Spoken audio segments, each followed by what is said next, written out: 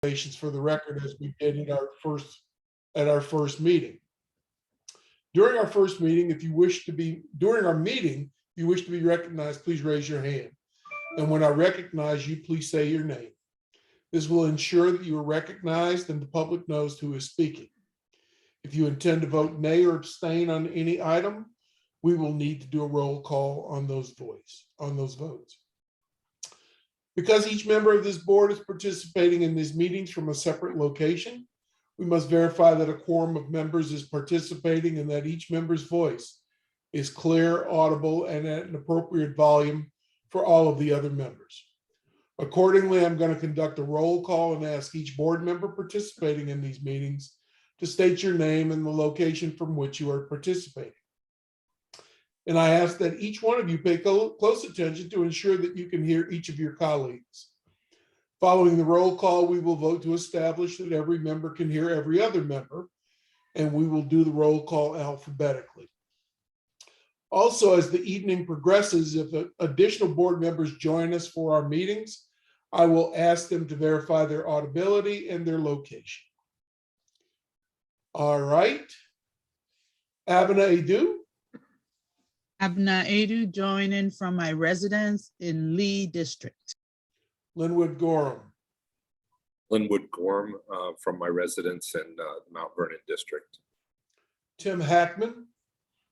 Tim Hackman from my residence in the Drainsville District. Ron Kendall. This is Ron Kendall participating from my residence in the Dominican Republic. Faisal Khan. This is Faisal Khan at my residence in Providence District.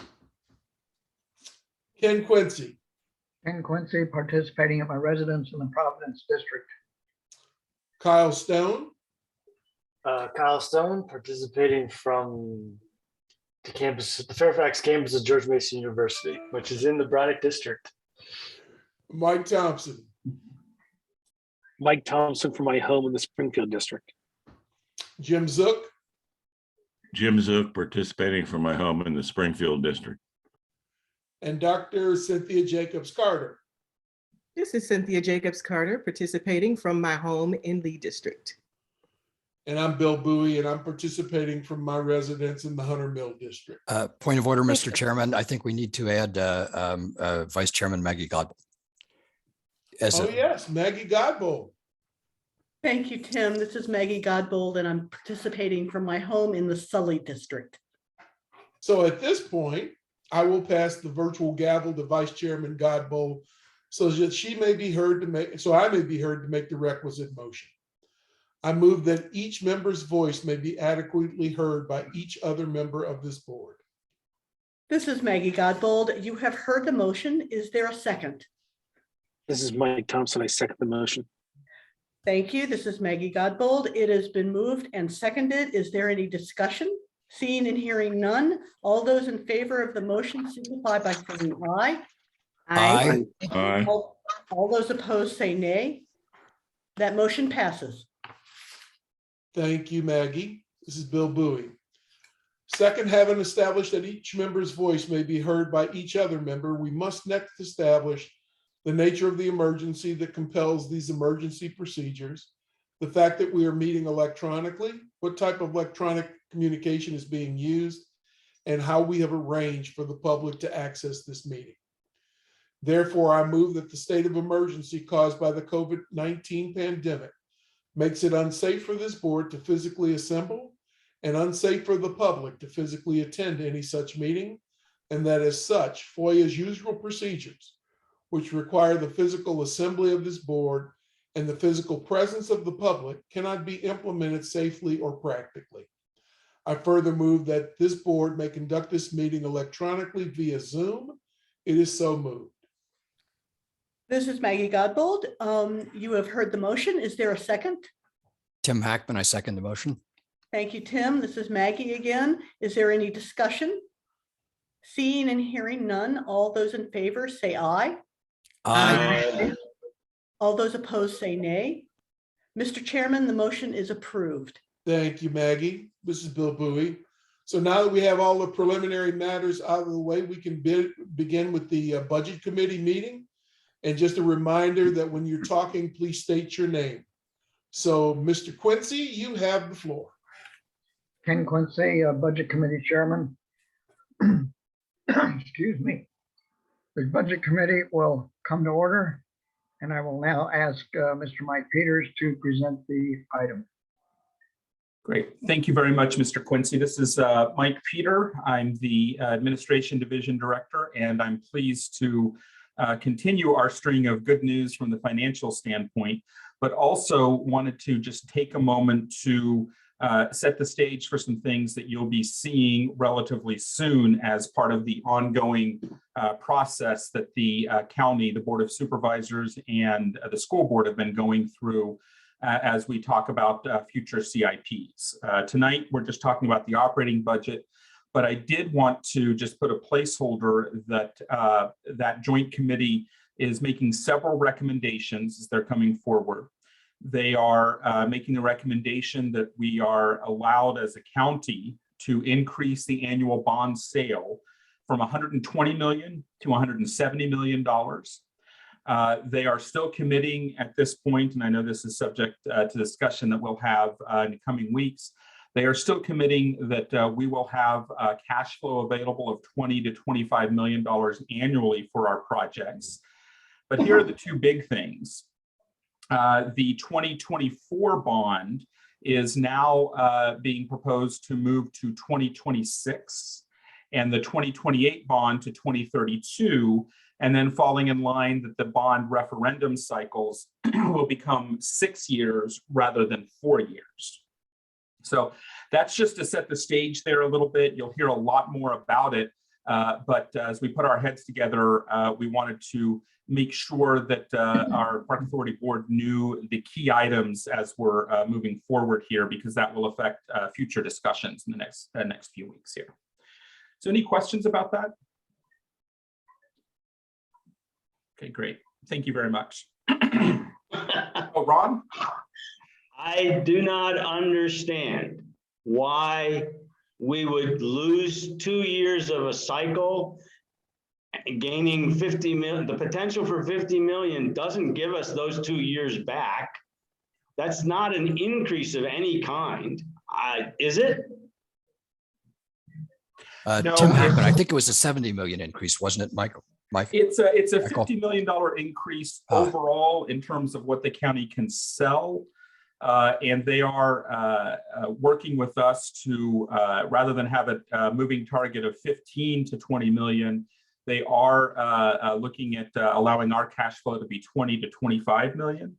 But at the same time, what you'll see when these reports come out and they talk about it more in the Board of Supervisors meetings, is that overall, we have these bond referenda that come up, but the cash flow in terms of what's actually going down out the door has slowed down for the county as a whole. And if you look at our projects, excluding some of our very major ones that we'll be talking about, we, up until this year, we were spending about $10 to $12 million a year for the last 4 to 5 years. Certainly that was affected by COVID. Certainly that was affected by a lot of different factors there. But now that we're looking at things like Patriot Park North, and when we talk about some of the other projects in the meeting on the 23rd, we're already at about $11.5 million this year. So it's a big year for us with a very big project in Patriot Park North. So there'll be a lot more to talk about here. It's just important that you hear it from us, and Jay has us focused on really trying to project out what the impact looks like. When the county manager or county executive proposes his budget on February 22nd, you'll also see the CIP following soon thereafter, and you'll see our cash flow projections. We've talked about those. We've presented the PDD work plans and all, and there are times when it would ebb and flow over $25 million. Kyle, you had a question?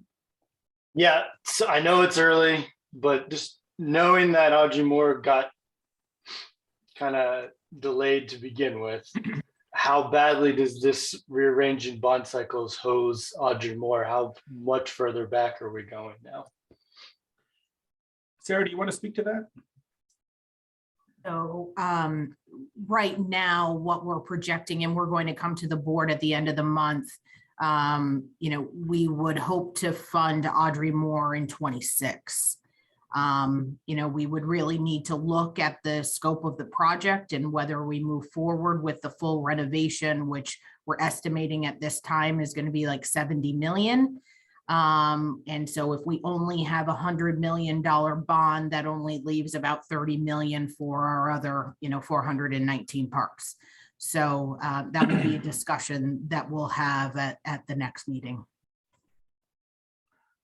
We don't, I mean, sorry, go ahead. Any other questions? Let's go through the board questions first, then I'll make a comment. Okay, Mike, thanks for this. I know that most of this is probably gonna be gone over in the next meeting, 2 weeks from now. Two things to consider if you could while going through that. One, I assume this probably has something to do with the fact that we often have overlapping bond monies that we haven't spent out one full bond before we already have money from a second bond, or there was a time when there was even a third bond worth of money coming in. When we have the discussion in 2 weeks, if you could think about what impact that would have on that process, I assume it would mean that we would not have overlapping. But I also, the second part of that same question would be then that I assume in a 6-year bond cycle, we'd be looking at larger bond amounts. And therefore we'd have to be really thoughtful, since we'd be having to plan 6 years out what big dollars are. So if you could think about that for the presentation in 2 weeks. And then second, there's been some discussion in the past about talking to the Board of Supervisors about doing a single very significant bond in order to deal with, for example, rec centers and those kinds of things. And just, again, thinking not about tonight and not assuming that we even have answers yet, but if you could begin to if you all and Jay, if you and your team could think about what the chances are of said bond, how that would work in this process, and what impact it would have on the other bonds in this new cycle, just so that we can kind of understand the puzzle pieces, that'd be really helpful. Absolutely. Thank you. Any other questions? Yeah. Bill and Lynn would have their hands up. Sorry. Okay, gotcha. Yeah, I mean, this is not a good news story at all. And the thing that I look at right away is if we don't have a bond until 2026, number one, it sucks. Number two, we will literally have no land acquisition money after this year. We will be 5 years not being able to look at any land opportunities at all, which totally ties our hands and really changes what we do. Totally. This is Linwood. This is the opposite of what I would have expected at this point.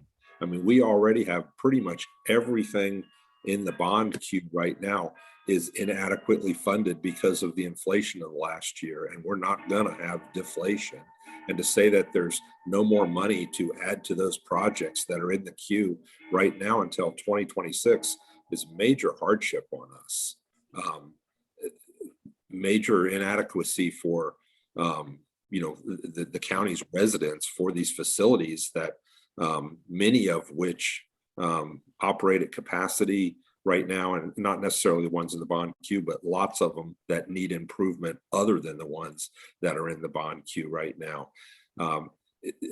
Considering inflation and current events and everything else, it occurs to me that a smaller bond every 2 years would be the way to go, not this way. Michael, let me ask you the loaded question. Are they talking about this for schools? This is a joint schools Board of Supervisor set of recommendations. So yes, they're talking about it for schools as well. So schools wouldn't be because schools are on an every 2-year cycle pretty much now. This is my understanding. We'll report in a much more thorough manner when we come back on the 23rd. We were scheduled to come at that point to talk with you about Mount Vernon and sort of the cascading effect of the fact that a rec center is now costing $60–70 million, and you either use an entire bond or you piece it together over time, which is what our options are right now. So there's a lot to unpack there. And again, this discussion, this is why we didn't want to drop that bomb later in a couple of weeks. We wanted you to be able to talk about it at this point. Mr. Quincy, I believe Mr. Zook has his hand up. Yes, I guess my concern is that we have not yet identified what it is we need to do with regard to land acquisition for One Fairfax and the equity. And it would seem that this would defer any actual movement on that obligation for at least 5 years. I mean, we can still plan it, but acquisitions come up when they come up, and you've got to act when they come up. So that would be a concern that I have with regard to our stated purpose and the county's stated purpose with regard to equity. Mr. Quincy, I believe Jay has her hand up. Oh, Jay, yes.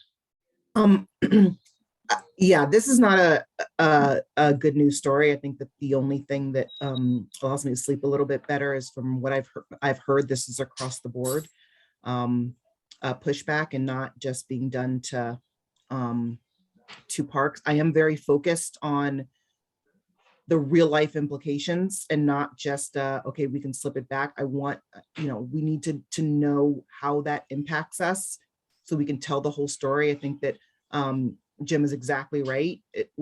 As I sort of talked about in my presentation, equity and everything's going to come on a head-on collision, and now it's being pushed back 2 more years. So all the projects that we're going to have on pause and not going to be able to do are going to come up. And then we need to do Audrey Moore. I mean, there's a equity issue within just the rec centers. If you look at some of the differences between 2 rec centers, we need to do Audrey Moore, but at the cost of $70 million, that leaves us 30 million, 40 million for everything else for 6 years. 30 million doesn't get us through 6 years for the rest of the 411 parks that we have, not even accounting for acquisition. So I think that putting the name to a face and the projects and to know what this actually means so everybody knows what we're talking about. I mean, I think that Mike's exactly right. I mean, the answer has always been a separate bond to try to clear the board of the Audrey Moores and Lee and everything else. But I think that what we're going to be trying to do is present it in a little bit of a cascade effect if then that type of situation, so that we can know what we're not just talking about Mount Vernon, and we're not just talking about Audrey Moore. We're talking about what Mount Vernon does to Audrey Moore, what does to this, what does to that, so that everybody can see the big picture. And we're hoping to get into rooms with people across the street to really start talking programmatically and project wise, so everybody's sort of in the pool with us, as opposed to just here's your $100 million for 6 years, figure it out. So we can try to actually come up with a strategy moving forward. Mr. Quincy, I believe Ron Kendall has his hand up. Yeah, I think my final comment is towards Bill's point. Park Authority should put together a list of all those acquisition properties that have been provided to us by the supervisors, suggesting that we buy them, and tell them these will not be purchased because we do not have the funds in future out of future bond money. So all the little wish list things that they've given us, that they'd like us to, the 1 and 2 acre plots of land that they'd like us to buy for $1 million, we will not be able to buy them. This is Mike Thompson. Michael, the other thing that I think we should look at, and again, I apologize to be throwing so many, hey, can you prepare things for 2 weeks from now at you? But when we looked at the rec centers, and I'm just using this as an example, I mean, it could be done for other things we looked at too. When we looked at the rec centers have a life cycle. So the one thing is, even if we waved the magic wand and all of them were brand new right now, they'd all come due for renovation at the exact same theoretical time in, say, 30 years. As I recall, it was about a 30-year life cycle. On a 6-year bond cycle, if there were 9 rec centers, that's 54 years, assuming you only do 1 rec center per bond, which would mean ultimately we'd probably be having to do 1.5, 1 3/4 of a rec center per bond in a 6-year bond, which takes the 70 million figure and makes it more of a $120 million dedication out of each bond. So I think one of the things that would be important for us to understand, and for the Board of Supervisors and everybody else to understand, is the impact this would have on, for example, the rec centers and the ongoing process, so that they understand and the community understands. It's not just about them. It's about the community understanding that, wait, Audrey Moore may be delayed. We may be looking at the Audrey Moore delay now, but that's going to put some, whatever other rec center is next in the queue a little bit behind, and the next one a little bit behind, and each of those little bits behinds creates a greater and greater behind. And so I think I think we got to take that. I mean, I think that's a good example of something that we can sit there and look at life cycles, look at costs, to be able to say to them, understand what the implication is to the community if we take this approach, even if it means maybe there has to be a separate bonding thing for rec centers apart from everything else. I don't know, but the community and the Board of Supervisors needs to understand the implication that this decision, which seems small, but has on the real ongoing and future planning and impact on the community. So if you could look at that, we did that in that rec center plan. If you could look at that as well, it'd be really helpful. Absolutely. When we come back at the next meeting, we'll talk through rec centers, and we'll both combine what we have been able to do, what our current unfunded needs are, and then that rec center sustainability work that was done back in 2017. And can I just put a little thing to save Michael? It's gonna be a baby steps, not baby steps, but iterations through. We're not gonna have the answer. We're gonna start the real conversation in 2 weeks, but we're gonna have to get across the street. The county executive's budget is gonna come out on the 22nd, so the day before that. So they're really focused on operating budget. So as stuff comes up, this will be a mainstay in our conversations. But don't expect well, I'd love for Michael to come with this solution in 2 weeks. And if you can allow me to assign him to do so, that's fine. But this is the start to a journey that we're hoping, And we're looking at this same conversation, or the folks across the street are looking at the same conversation as well for Nova Parks. Since we're like 70% of their bond. They didn't, in the message that we received from the county, they have not mentioned Nova Parks yet, but I assume they would be on the same cycle as us. Oh, it should be. Just I guess question, more information type thing. I don't know, maybe I missed this, but do the board provide any explanations what's driving this change? What we can do, the board, both boards have published their recommendations in a report. We will pull that and send it out to all of the Park Authority board members. A lot of it is based on bond authority that is voted on in the referendum, and then it's not spent for quite a long time. Not just looking at COVID, but looking at sort of the general cycle. For us, it's a much different conversation. Cap they placed on people, Yeah. right? Okay, Yeah. So they created the issue that they're now making worse. Okay, just as long as we're on. We'll send that out, so we're all looking at the same document. We'll send that out tomorrow. Okay, thank you. Any other questions? I'll promise to be quick with the rest then, Mr. Quincy. Allison, could you bring those slides back up? So part of the discussion, of course, that we're having as we talk with our corresponding Board of Supervisors members and others out there is talking about certainly our capital needs, but that's completely different than our operational needs. So the good news here to talk a little bit about, if you'll go to the next slide, Allison, is where we are as far as our projections going into the third quarter here. If you remember, we adjusted the proposed budget going into this year before we adopted it to reflect a lower capacity for summer camps, which we're still operating at about a 70% capacity focus, but we've also added additional programs out there. We've continued to build on our golf successes, even as we've had some very cold days and some days where things have been out of commission. We're continuing to focus on our forecasts say a very good golf year. So that leads us into one item for action and then a bit of information we'll be able to share here. If you can go to the next slide, please. So these are the third quarter adjustments that form the core of the action item for tonight. You can see that our adopted budget for FY22 had us eking out a positive $24,507 to start rebuilding our revenue stabilization fund.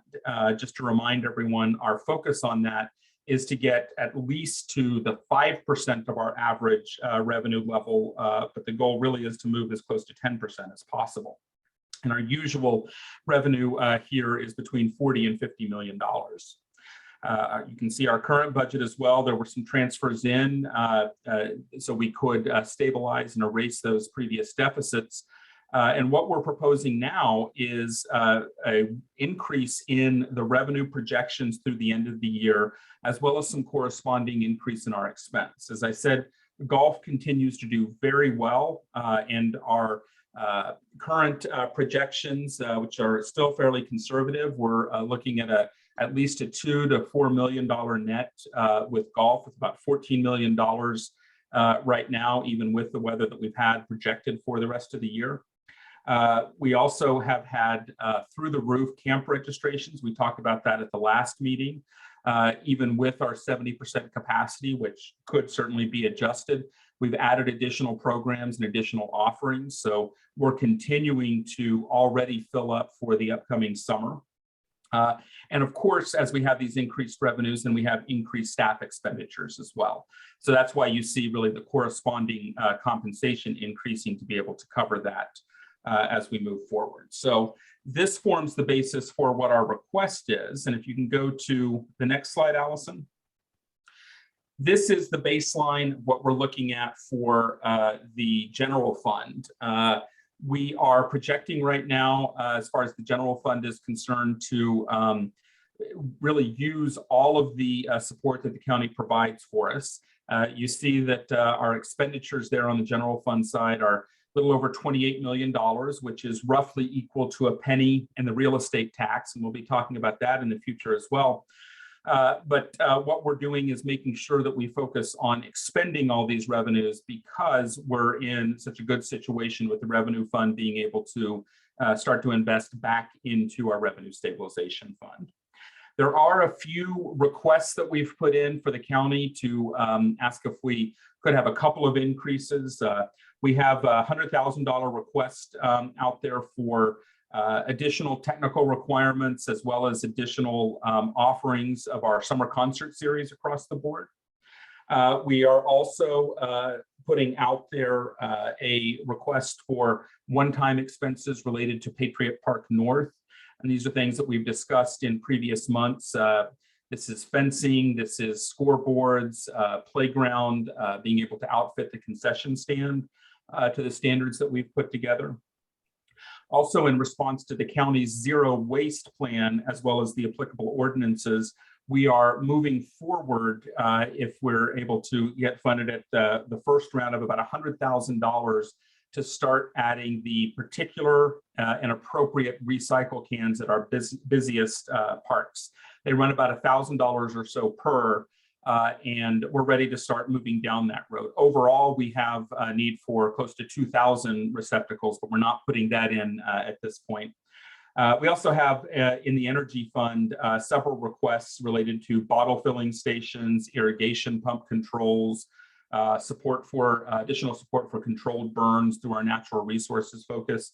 And you'll see a lot of that coming up in the discussions. We have put those in as third quarter requests, and we'll know when the board moves towards appropriation of the budget for next year, which of these would be appropriated by about May. Next slide. So this is just a quick upcoming calendar. So we all have in mind what's happening as far as the budget is concerned. The day before our next Park Authority board meeting, the county exec will be releasing his proposed budget. And we'll give you an update. You'll certainly see all the information, but we'll give you an update through Jay's comments the next day at the meeting on the 23rd. Tax rate on the 8th. You can see there are opportunities for us to certainly see what's happening through here and opportunities for you to be able to talk with your supervisor about some of the things that may be on the table. But as everyone knows, it's a pretty quick process once things get started on February 22nd. So with that, Mr. Quincy, that's the core of my presentation, and I'm happy to answer any questions. Okay, are there any questions? We're running way behind here. Mike, I appreciate your your presentation. As you could see, there's a lot of unanswered questions regarding the first part of your presentation. Anyway, thanks again. And if there are no questions, is there a consensus to move this item forward? Yes. Yes. I heard two. Yes. Okay. Yes. Okay, thank you. If that's all, then we will adjourn the budget committee.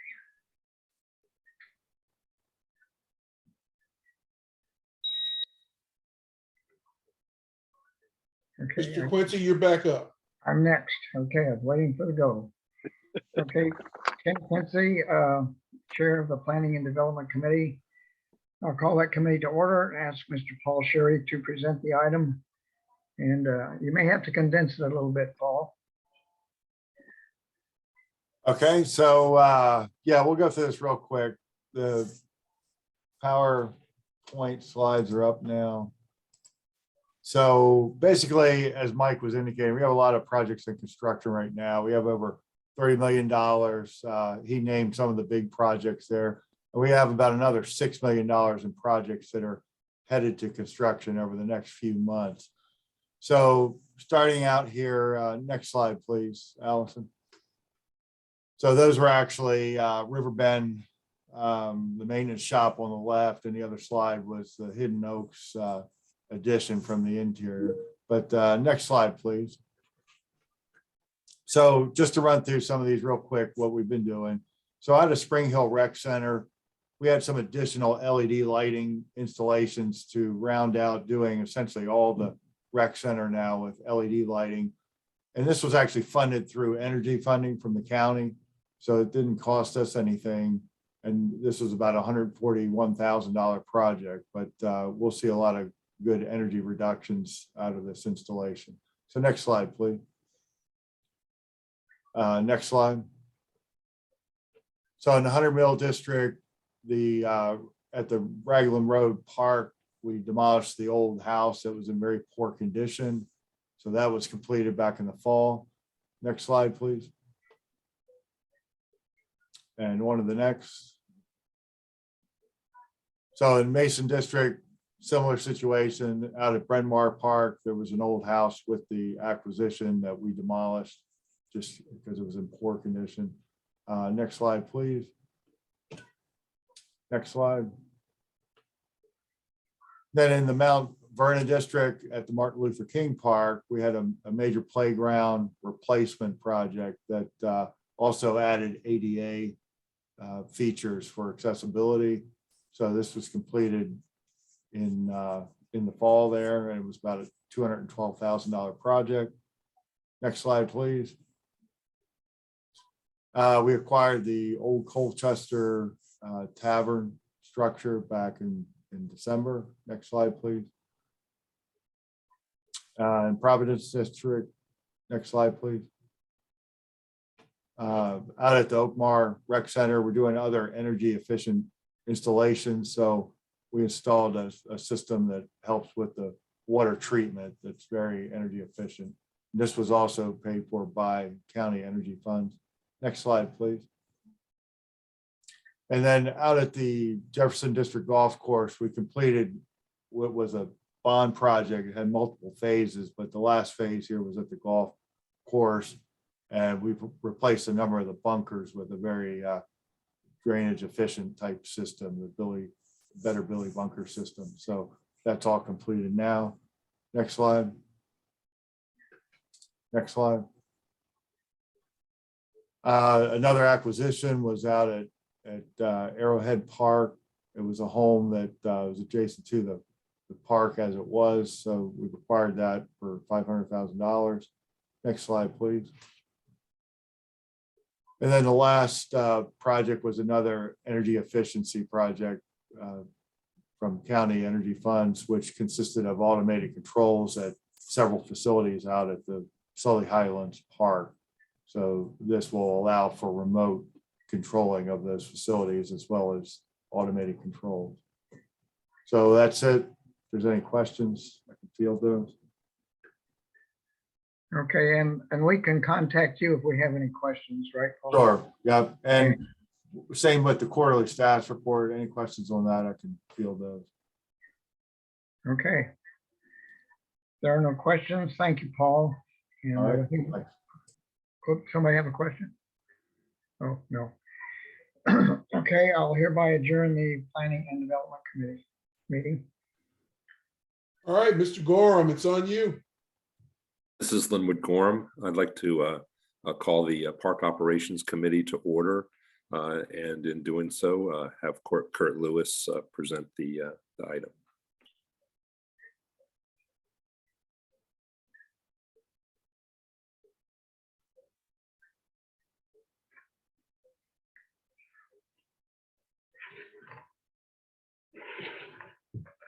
Where is he? Kurt, you're muted. Kurt, you're muted. You're muted, Kurt. You gotta start again. Oh. There you go. All right, thank you. There you go.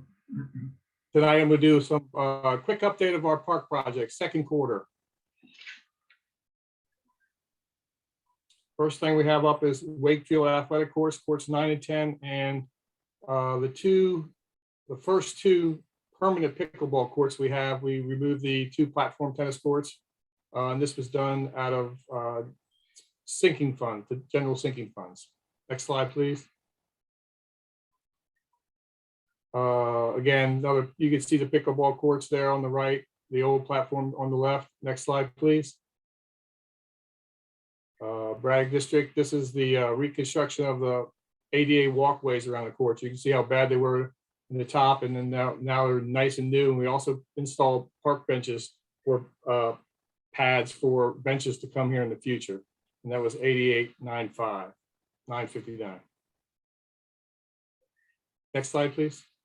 Drainesville District, Linway Terrace Athletic Course. This was more of a crack fill and color coat.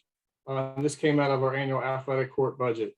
And Karen DeVore was project manager, about $19,332. Next slide, please.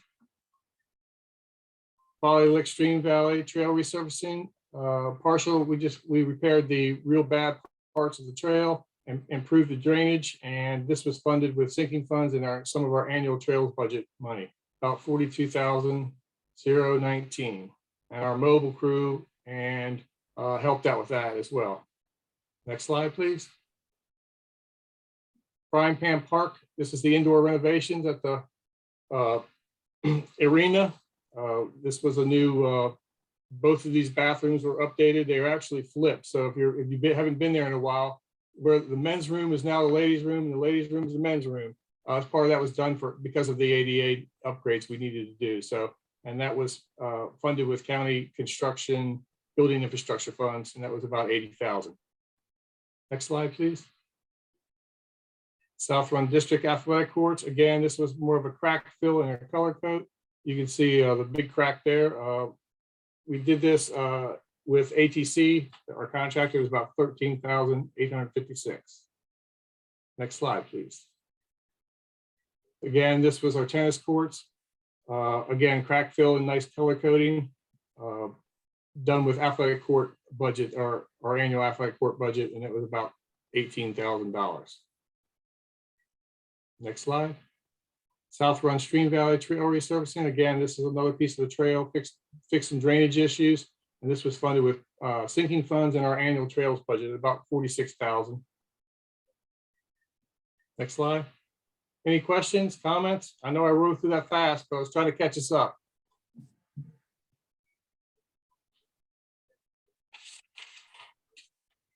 Thank you very much, Kirk. I don't see any hands up right now. Seeing no questions, I'm adjourning the Park Operations Committee. Thank you. A fine job, Linwood, a very fine job. Put us back on track here. This is Bill Bowie, and I'd like to call to order the February 9th, 2022 Park Authority Board meeting. There are no excused absences this evening, in spite of the fact that Ron Kendall is in the Dominican Republic. But he's present and accounted for. Judy, do we have any members of the public signed up to speak this evening?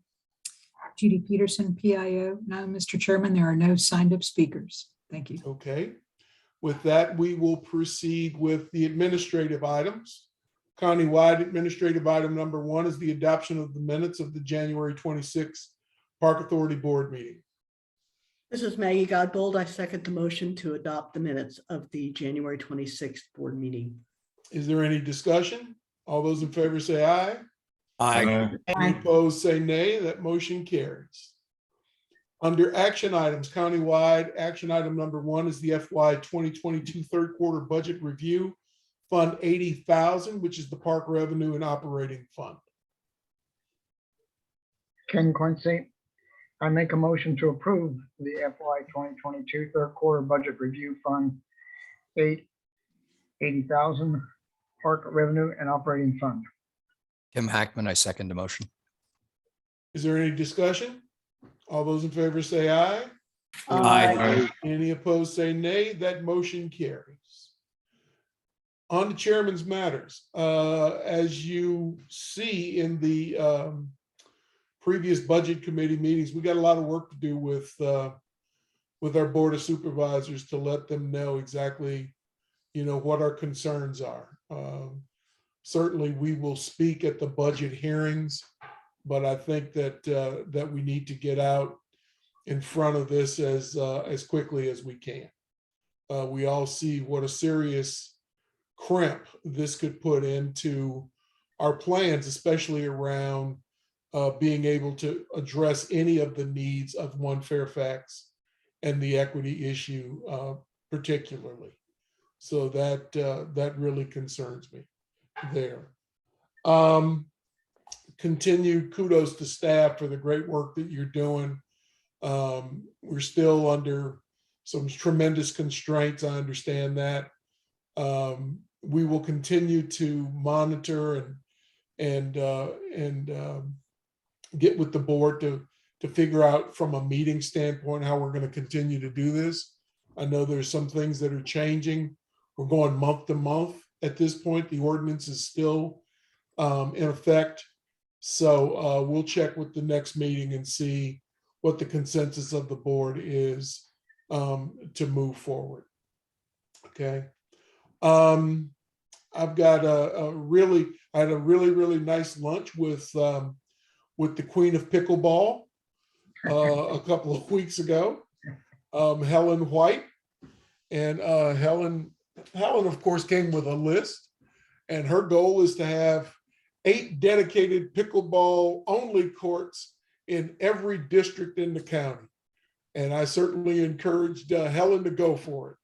And any way that we could help, we would, but it was, we understand the needs and the concerns, and we're certainly on top of it, and it falls in line with all of the other requests that we need.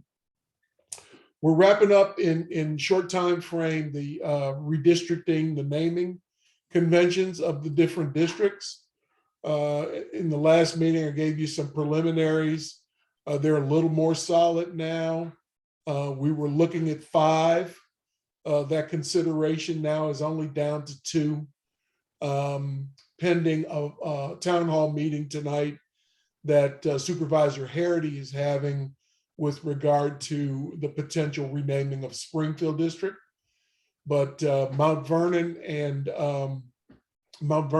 Mason looks like they're off the table as far as the recommendation from our commission back to the Board of Supervisors. Sully and Lee are definitely going to be prime targets, along with about 9 voting precincts. And so as we come up with those, we hope to have our final report in the next 10 days. So we hopefully can wrap this up a little bit early. It's been a lot of thorough discussion, a lot of input from the public. And I'll say this about the input from the public, you know, as many times as all of us have an opportunity to interface with the public, I think we need to emphasize to them that we're all volunteers, that we're doing this because of the passion that we have for parks, that we're not paid, we don't have agendas to get this done. We're doing this out of the community interest. Because so many of the things that I see just come off, you know, totally uninformed. I mean, there's so many things that I've seen, so many letters and notes that I've seen with regard to people being afraid that their mailing addresses are going to change. It's got nothing to do with mailing addresses. It has everything to do with the supervisory districts, and that's all. So a lot of misinformation out there. Anything that you can do to make sure that people have the correct information and answer any questions or direct them to where they can get real answers to their questions would be absolutely great. And then the last thing I've got tonight is I'm leaving here, and I have a great opportunity to hear Dr. Ibram Kendi speak tonight at the Reston Community Center. Very excited about that, and we'll share some of those thoughts in the next meeting. And with that, I will pass it on to Jay. Thank you. I also had a last minute opportunity to go to the Reston Community Center to hear this talk tonight, very last minute. So I'm very excited about the opportunity to do so. So I wanted to start off as you all know, February is Black History Month. And it's a really important time, not only Black History Month, but in general, to talk about the struggles, progress, and accomplishments of African Americans throughout the history, and specifically within Fairfax County. So the Park Authority, as always, is committed to recognizing the history and contributions of Black Americans in Fairfax County and in our parks. And so this is, you know, we're hoping to expand on our offerings that tell the true history of our county, both the good, the bad, and the ugly. But I wanted to highlight a few things that are happening in parks this month. So there's a Black History Lunch and Learn at Sully Historic Site. The Fire of Frederick Douglass program is also at Sully. Sully Historic House Tour with a focus on the lives of the enslaved. African Americans at Walney Walking Tour at Eleanor C. Lawrence. Lift Every Voice celebrating Black horticulturalists, virtual lecture by historian / horticulturalist Abra Lee that's sponsored by Green Spring Gardens. And there's the Enslaved Lives and the Legacy of Slavery at Historic Huntley. In addition to those programs, we have launched a Black History Month webpage to both highlight these programs and serve as a collection point for other untold stories, and artifacts, and archives. So, and we'll send this to you in general, but the website can be found at www.fairfaxcounty.gov /parks /Black History Month. We're also going to be continuing to share these stories on our social media platforms and share content with the Office of Public Affairs for use by the county for their dissemination.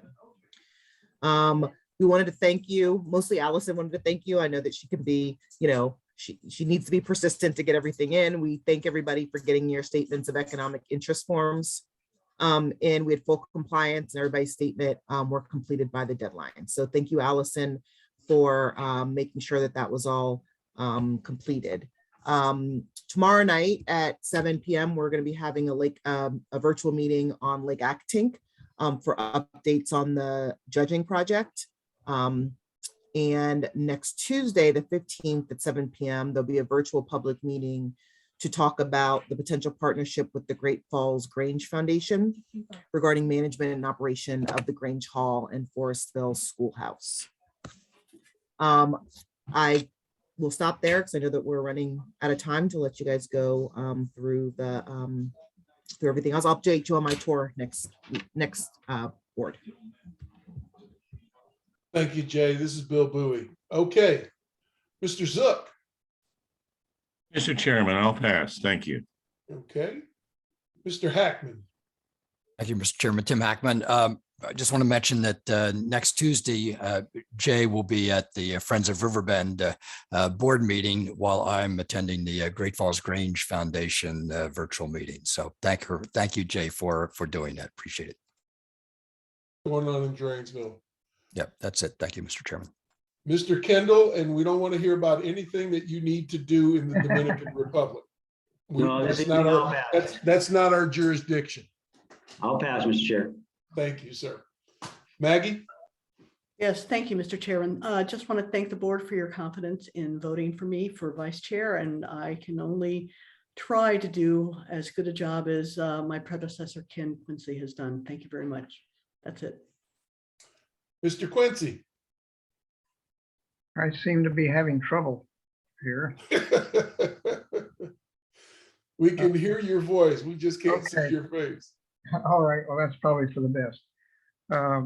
I'll pass. Okay, thanks. Kyle? Good here. Okay, Linwood. I'm just a little, very concerned and a little overwhelmed about the news tonight in committee about the proposed bond intervals. It's that will be a very, very devastating thing if it happens, especially in these inflationary times. I would have thought that we'd be going the other way to every 2 years to be able to adjust for inflation and new items that come up, and to be able to be more flexible. It'll make us significantly less flexible to go that way. And anyway, I hope it doesn't come to be. Thank you. You're welcome. Mike? I'll pass. Thank you. Dr. Carter? Mr. Chairman and Madam Vice Chair, I'll pass. Okay. Faisal? I'll pass, sir. Abinah? I'll pass. Thank you. Okay. Well, with that, we will go into closed session. This is Mike Thompson. I move the Park Authority Board recess and convene in closed session for the discussion and consideration of matters enumerated in Virginia Code 2.2-3711 and listed for the agenda for this meeting as follows: the discussion or consideration of the acquisition of publicly held real property for a public purpose, or of the disposition of publicly held real property, where discussion in an open meeting would adversely affect the bargaining position or negotiating strategy of the public body pursuant to Virginia Code 2.2-3711A3, consideration of additional property located in the Drainsville district to the work plan. This is Maggie Godbold. I second the motion. All those in favor say aye. Aye. Any opposed say nay. We are now in closed session. We should be all set. Thank you, ma'am. This is Mike Thompson. I move the Park Authority Board certify that, to the best of each member's knowledge, only public business matters lawfully exempted from the open meeting requirements under Virginia Code 2.2-3712, and only such public business matters as were identified in the motion by which the closed meeting was convened were heard, discussed, or considered in the meeting by the board. This is Maggie Godbold. I second the motion. We need to go back. We need to come out of closed session first. Correct. Oh, I'm sorry. I was wondering about that. I apologize. I move the Park Authority Board return to open session. This is Maggie Godbold. I second that motion. This is Bill Bowie. Any questions, any discussion? All those in favor say aye. Aye. Any opposed say nay. We are out of closed session.